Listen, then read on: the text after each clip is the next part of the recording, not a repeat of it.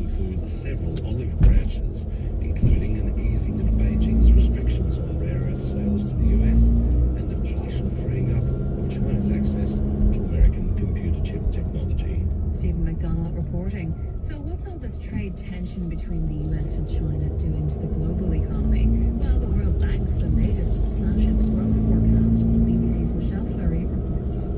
In its latest economic outlook, the World Bank has revised down its forecast for global growth this year. It now expects the world economy to expand by just 2.3%, a notable downgrade from the 2.7% growth that it was projecting back in January.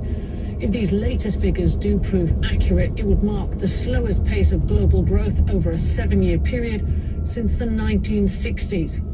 The US isn't immune to this slowdown. Growth in the world's largest economy is now expected to come in at just 1.4% this year, almost a full percentage point lower than earlier estimates.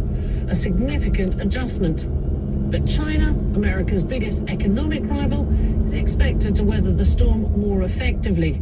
According to the World Bank, Beijing has the financial resilience to weather ongoing trade tensions and political uncertainty.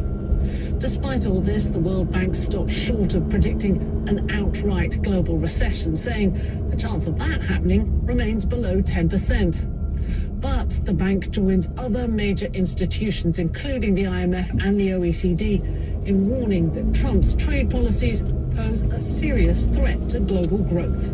Michelle Fleury there. Now let's do the numbers. Markets like what they heard. Stocks rallied after the US and China said they'd agreed a framework to ease trade tensions. Hong Kong's Hang Seng closed up 0.8%, and China's CSI 300 closed up 0.7%. Investors are hoping it's a step towards rolling back tariffs, but some analysts warn the details are vague, and without real action, this rally could fizzle.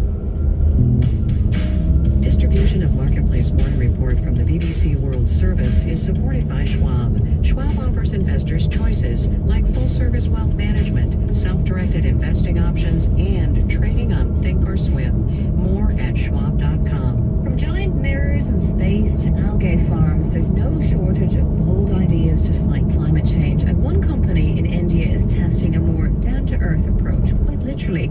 Alt Carbon is scattering crushed rock dust on a tea plantation in Darjeeling. The goal is to soak up planet-warming carbon dioxide as it comes down in the rain. It's called enhanced rock weathering.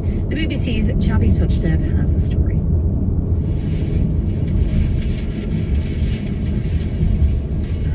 I'm standing surrounded by tea bushes here in Salem Hill Tea Estate, 2 hours from Darjeeling City.